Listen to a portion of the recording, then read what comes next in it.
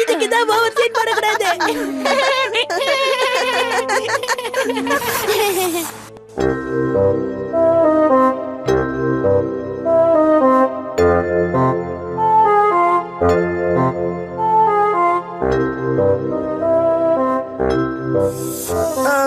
எனக்கு லட்டு பசி எடுக்க ஆரம்பிச்சிருச்சு.